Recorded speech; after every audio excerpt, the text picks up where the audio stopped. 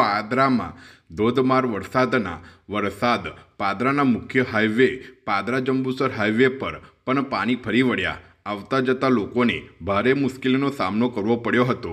હાઈવેની બાજુમાં આવેલી એક દુકાનમાં વૃદ્ધ પાણીમાં ફસાયા। પાદરા પોલીસે પાણીમાં ફસાયેલા વૃદ્ધને બહાર કાઢી સલામત સ્થળે પહોંચાડ્યા। પાદરા પોલીસની સહાયનીય કામગીરી લોકચર્ચાનો વિષય બન્યો છે।